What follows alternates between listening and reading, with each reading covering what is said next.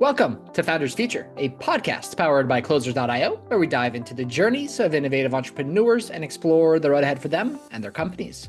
I'm your host, Zach Young, and in each episode, we uncover the stories behind impactful ventures, the challenges faced along the way, and the strategies driving their future growth.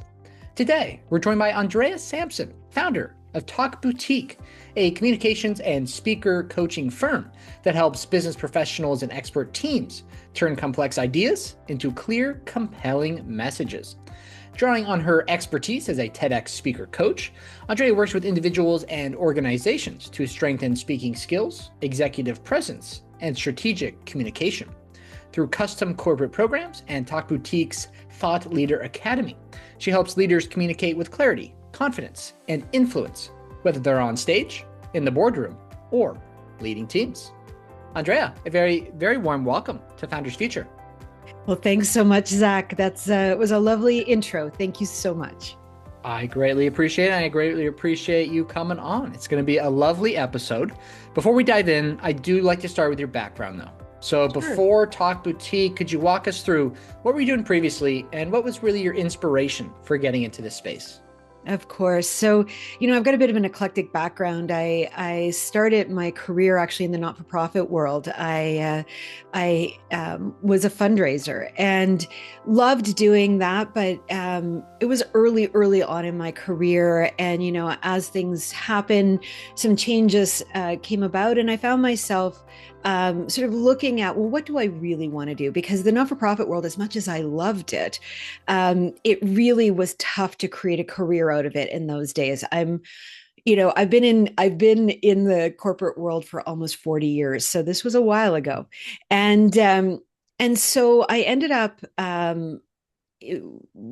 going back to school, doing a little bit of retraining, and found myself in the agency world, advertising. And I started my career there in my early 30s and really found my groove, loved advertising. I came in by way of direct marketing back in the days when we were still putting stamps on letters and doing very large scale mailings, and got my feet wet into in the marketing world in that way. But it quickly moved into what in those days we used to call interactive marketing, which of course today is digital marketing. And I started in the late 90s building websites and building databases and creating email engines and doing all the things that were just at the time becoming the way in which we communicate with each other.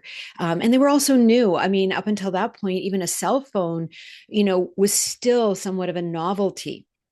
So from a marketing perspective, we were very much at the effect of time. We would run these campaigns and it would take forever to get any results. And suddenly the digital world came along, and emails, suddenly we would get results same day, which was crazy from, doing snail mail where it would take weeks and sometimes months to get real results.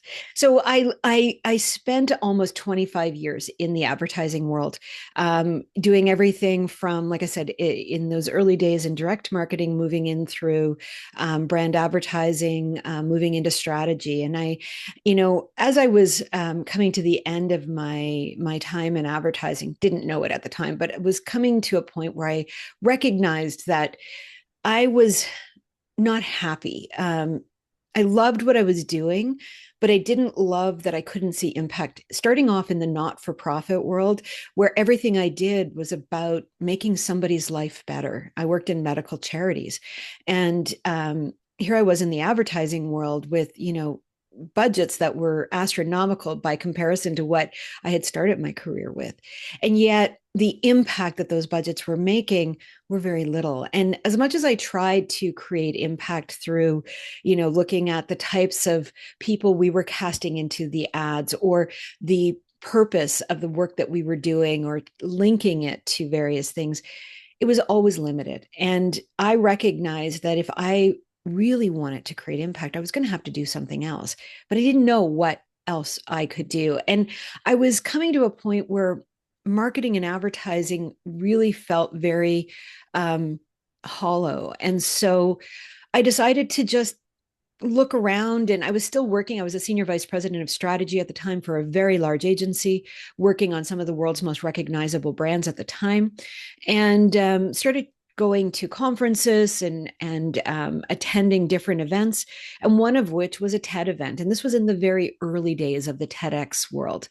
And I remember at the time sitting in the audience watching this incredible stage filled with people who were doing the very thing that I was grappling with, which was making impact.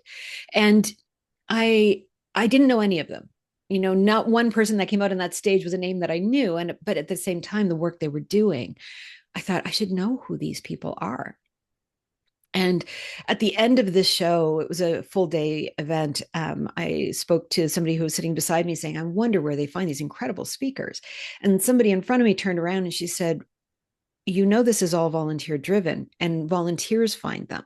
And I said, wow. I mean, I was blown away because it was an incredible event.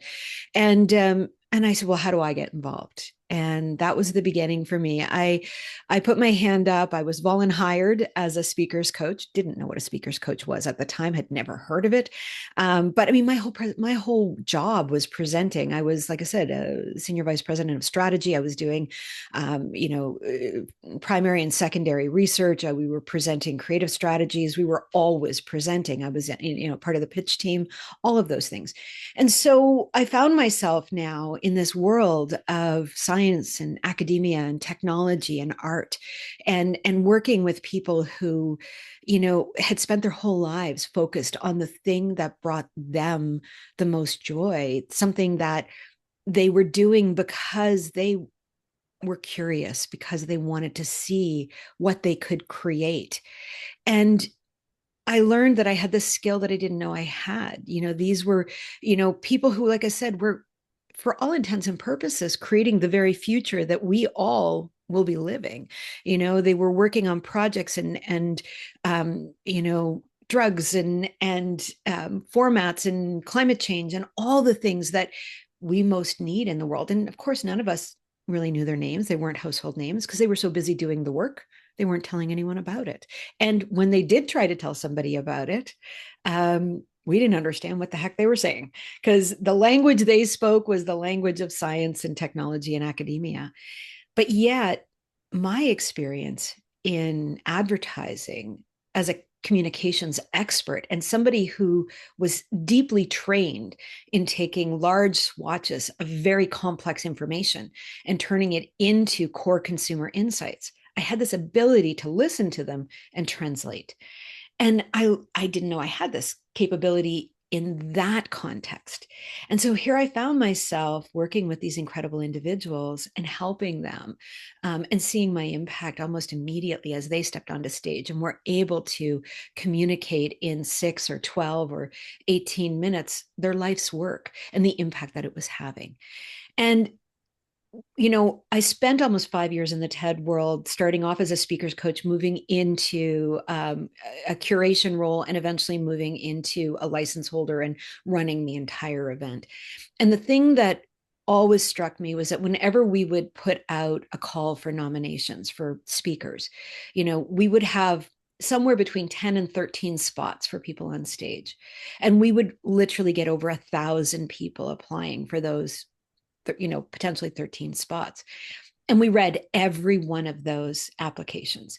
And, there was always a reason why we chose the people we chose. But when you look at those who weren't chosen, it's not that they weren't worthy of that spot on stage. It's just for whatever reason, they didn't meet the criteria that we had in that moment. And I looked at that and went, my goodness, like those who get on stage, great. They get some training, they get some help. But in reality, there are over 100,000 TED Talks done every year. And so, what became really clear was that those speakers who made it onto stage, that was going to be their 15 minutes. Like, if not by some fluke of nature, the likelihood of their video going viral was pretty low. And for those who didn't make it on stage, how could we as the public, as the people who are the recipient of the work that they're doing. Because let's face it, if they're defining our future, if they're creating the way in which we will be living 10, 15, 20 years from now, we need to know about them and know about the work they're doing. And yet, if they've got no outlet because they don't know how to speak and communicate, well, how can we help them achieve their goals so that we have a better future? And so that was the impetus for me for creating my company, Talk Boutique. And so I looked at it and went, how do I help more people, not just the 12 or 10 or 12 people who I get on the TED stage, and even them? How do we get them further? How do we help them to be better known? How do we support the work they're doing so that the future that's being created for us, we are co-creating with them? We are in some way a part of that. And so the initial, impetus for creating Talk Boutique was to build out, the capabilities of those who are sort of emerging into a thought leader role and help them to be better heard and better understood. And today we've grown into an organization that works not only with scientists and academics and technologists, but we go deeply into the corporate and business world, because there's so much work happening inside of organizations that, again, are changing our future. And so we're helping those leaders to communicate, and we do it not just on stages, but in boardrooms, in front of investors. So we're training people to be able to tell their story so that others understand it, so that they can create the impact and grow the companies that will influence the future that we'll all be experiencing. Very important work. I'd love to dive into how you are working with these investors, these businesses, these scientists, like you talked about, getting them to be able to deliver that powerful message. How are you personally working with them to get them to that place? Yeah, so we work with them through a couple of different ways. I mean, the most practical way is coaching. So we work one-on-one with many individuals.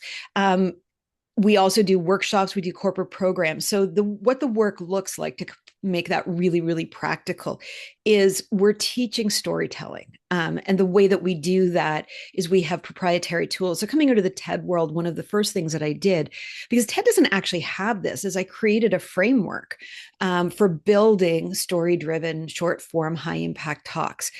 We call it the Talk Canvas. It's not a template. It's not something that you can take it and go, okay, now here's my TED Talk. What it is, and I always like to use the example of a hanger. So if you think about your wardrobe and you look in your closet, every piece of clothing you have looks different than the last, but yet the hanger that it's hanging on is exactly the same. So that's what we do. We give people the hanger and we help them to hang their content on that hanger in a way that makes it very unique for them. And so storytelling, idea creation, probably the thing that is most overlooked in storytelling is that stories are carriers for ideas. So we have to know the idea that we're conveying before we build the story. So if you think of a TED Talk, that's what a TED Talk is, ideas we're sharing. So we need to have an idea. Well, how do you create an idea in a way that is succinct enough that others understand it and that it can be held inside of a story so that bridge to understanding is there? So we have our proprietary Talk Canvas, we have our idea framework, and we have what we call the story spine, which is a 5-step process to building a story around an idea. And so we use those tools to help individuals, and especially those who have complex stories or complex ideas. But, again, even in the corporate world, I mean, everything is complex to some degree. And so we're always helping to decode that. So the coaching workshops, we would teach workshops using those frameworks and tools.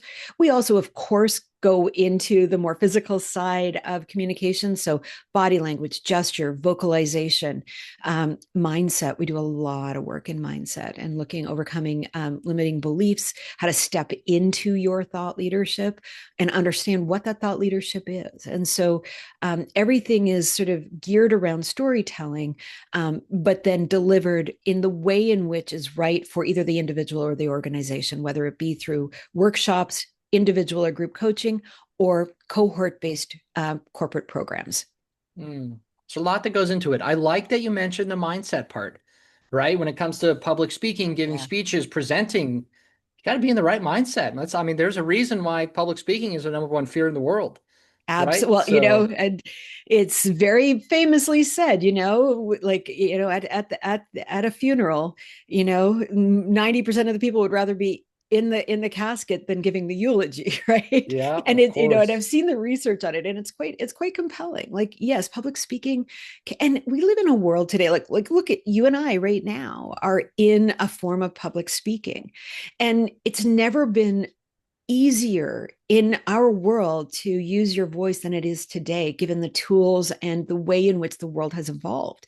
And yet, so many people are choosing to not use their voice, are choosing not to share their ideas, their thought leadership with the world. And it's all of us who suffer because of that. Because Mm, you see, the thing about story and thought leadership is that, there are lots of concepts out there that we hear again and again and again. But and even if you think of a TED talk, like you take any given topic, there are probably 100 different TED talks on it. But they don't all resonate with us. Like each one of us needs to hear it in a way that is contextualized for who we are. And so when you hear one person saying a concept, it might go over your head, but another person can say it in a way that you get it. And that's because their context, their way of communicating resonates with who you are, what it is you believe in a way that the others didn't. And so you get something deeper and you change. And from that, you'll create something different. So the idea of using our voice is important. And so many people will say, well, everybody is, there's too many influencers out there. Maybe. I don't really know about that, but what I do know is that what I know is that conversation is the thing that will change our world. And so when we mm, choose to use our voice in a way that creates that conversation, we're contributing towards a better world.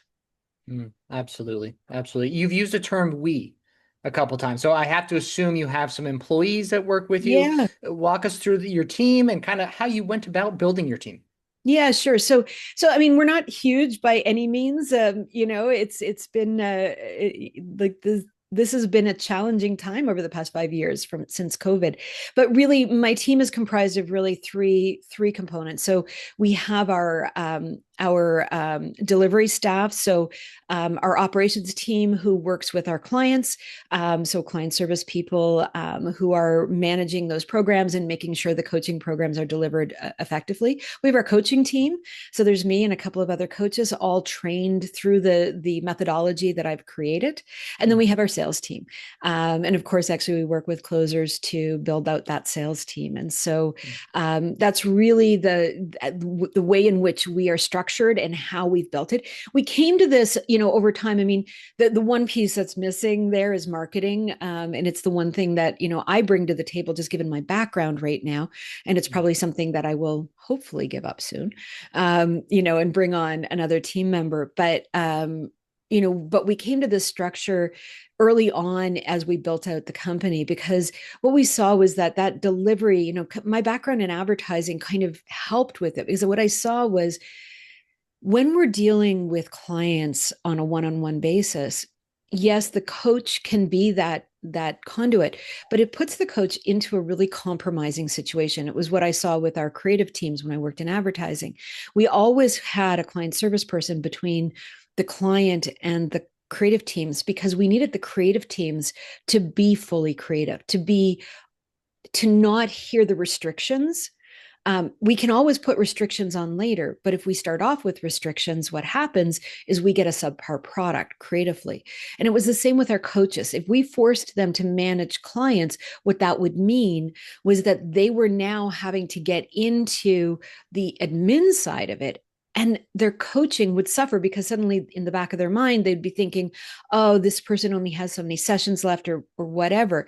And what's more important is that we coach them from a place of what is required, what's needed, not from a place of, restriction first. And mm, so it was really important that we have that client service team in place to be able to do that and to manage it. And then on the sales side, I mean, that is, because we deal with so many different when you think about our target audience, corporate individuals and even speakers, like those are three very different audiences. And so it's important that we have the sales team in place who can really understand those target audiences in such a way that they motivate sort of those sales calls, so that we can continue to do the good work that we do. I mean, we do operate we get a lot of referrals. That is kind of the mainstay of our business. But that is, as you can only do so much on referrals. You can't plan a business on referrals. So you have to be active and you have to be proactive. Huge point right there for so many entrepreneurs, right? Building out a sustainable, I think, is a really big word. And for a lot of people as well, scalable, right? I mean, other people have different goals, all good there, but to build, and you said it correct, for 99% of people, you can't build a sustainable, scalable business off of referrals. For most people, it is paid advertising. I'd say maybe 95% to kind of build out that repeatable process, but you hit the nail on the head there. That is for sure. That is Yeah. for sure. I mean, predictability in a small business is essential. And that's what it is, right? You need that predictability. Yeah, absolutely. 2026 is slowly, but personally, in my opinion, I'd say quickly Yeah. approaching. I'm curious, are there any goals you've set for yourself in the business next year you're looking to achieve? Yeah, absolutely. We are growing. I think one of the great things that I've seen, just even in the last couple of weeks, like I can see that everyone is already into 26, and we're starting to see things open up. Our biggest goal in 2026 is to double the amount of corporate programs that we deliver. We have a great program called Storytelling for Leaders. That's a cohort-based program where we work with the leadership team, and we actually do it as a TED. It's a TED style program. So what we do is we train them how to do their corporate presentations like TED Talks. And at the end of the program, we create a showcase event where every leader needs to get up in front of the company and do their TED style talk. So it's meant to be a bit high pressure. It's meant to be hard. But it's so beneficial. And so it's something, every time we deliver this program, the value to the organization is exponential. And so my goal this year is to double the amount of times that we deliver it. We typically are delivering it about once a month right now. And I'd love to see that double, because I think that, what it will do for organizations it's really, it will change who they are and how they see themselves, because we are teaching them storytelling. And what happens when you align your stories, because that's really a big part of it, you align the story internally. So everybody now is sort of singing from the same song sheet, everything moves faster. And everybody looks at the organization just slightly differently and with a little bit more reverence, because now there's a story around it. It's not just a money-making machine or some profit-oriented business. What it is a story that everybody has a piece of. And so it's not only is it fun for us to do that, but I always stand back when I'm at those showcases watching the executives doing that work, thinking, I can see the change it's made in them, because I've watched it from when we walked in where they were unaligned to this alignment, and you see it happening in the audience of those who are watching it. And that is certainly going to trickle down to, of course, everybody else in the business. Absolutely. So impactful. Andrea, pleasure having you on. Where can the listeners find you? Where can they connect with you online? Absolutely. So talkboutique.com is our website. Make sure to sign up for our newsletter. We send one out every couple of weeks. Lots of things always going on. Link in with me. I'm Andrea Sampson on LinkedIn. You can always connect with me directly there. And also go to our YouTube channel, Talk Boutique, I think it's at Talk Boutique. I think that's it. I know it's Talk Boutique. I never know the actual handles. I'm terrible at that. But if you just look up Talk Boutique on YouTube, we have a very active YouTube channel. There's about 800 videos, lots of free training. Most of our frameworks are there. So if you're interested in finding anything out about the training that we do, you can actually experience it directly on our YouTube channel. I love it, Andrea. Such a pleasure. Thank you for the conversation. Thank you for your time. Well, thank you for this, Zach. It's been absolutely wonderful. Pleasure. Thank you. And that we'll wrap up another inspiring episode of the Founders Feature. To our listeners, if you enjoyed this episode, make sure to go and connect with Andrea on all of her social media, YouTube, LinkedIn, check out her website, make sure to subscribe to that newsletter as well. All of those links will be in the show notes and description down below.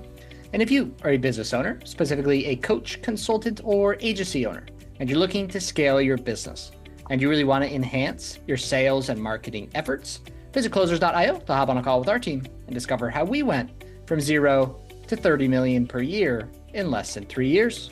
Until then, keep on climbing.